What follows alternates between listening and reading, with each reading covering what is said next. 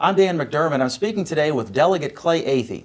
Delegate Athey represents all of Warren County, including the town of Front Royal, the northern part of Fauquier County, including the town of Warrenton, and the southern part of Frederick County in Virginia. Prior to that, Delegate Athey served one term as a member of Front Royal's town council and then was mayor of Front Royal for 2 years. Delegate Athey, thanks so much for speaking with us today. This is, I guess, crossover week, or was or is. Tell us what that means and what's going on with the General Assembly logistically. Well, each and every year, the General Assembly in, I guess it would be odd-numbered years, the session is a 45-day session. Even-numbered years, it's a 60-day session. Every even-numbered year, that's when you do the budget. So that's the reason for the longer session. Crossover is when I go down and file bills, all of the first half of the session, the first 30 days, the bills are all heard in the House of Delegates. They go into subcommittee, then they have to pass a committee, then they have to pass on the full floor of the House. The same is true with the Virginia Senate. Crossover is when all of the bills that make it out of the House of Delegates cross over to the Senate, and all of the bills that came out of the Senate cross over to the House of Delegates. Then once again they go through the subcommittee, committee, and onto the floor, and then from there they go to the governor. The governor can either sign a bill or he can amend a bill, which is different than the federal Constitution. He can veto a bill which we need to override by a 2/3 vote, or the bill dies even when the governor does it. Different in Virginia too, there is no pocket veto, so the governor can just choose not to sign a bill, and 30 days later it becomes a law. So that's how the process works in Virginia. Now, what are some of the things that, what are some of the bills that are important to you that you've been responsible for this session? Well, I think the two that are of the most local interest actually come out of local issues. I have a bill this year that for the first time would require towns and cities to fill all of their vacancies by a special election. This arose out of actually an Attorney General's opinion involving the Front Royal Town Council. When Mayor Tewalt was elected, his position on the town council, the 2 years that was left on his councilman term, was filled by appointment. Well, what happened was an issue came up on whether or not that councilman, Shae Parker, could vote. And an Attorney General's opinion was sought, and the Attorney General actually found that under the state constitution, because Councilman Parker was not elected by the people, he could not vote on budgetary matters, could not vote on bond issues and things of that nature. So as a result of that, I brought a bill last year because I believe that the people should decide who represent them, not in a public election as opposed to a private interview. You don't think it should be a smoke-filled room with a bunch of lawyer politicians? No offense. Yeah, that's right. That's right. I think it's better for the people to decide who represents them.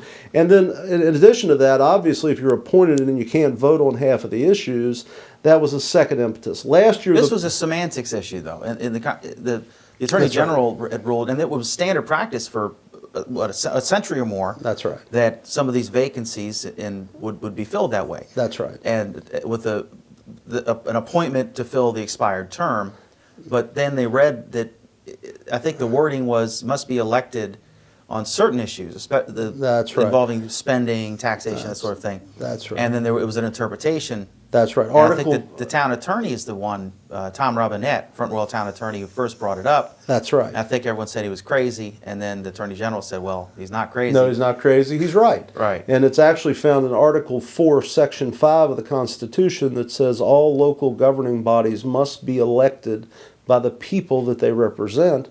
And, you know, in retrospect, I thought he was wrong to start with as well, but when it turned out he was right, I've kind of done everything I possibly can to get it corrected. The bill died last year on the last day of the session because Fairfax County and Arlington had a problem with it because they have their special elections quickly. So this year I brought the bill. It's made it through the House. It's on the Senate side. It's actually coming to the Senate floor. So I think I got a good shot at getting it out this year.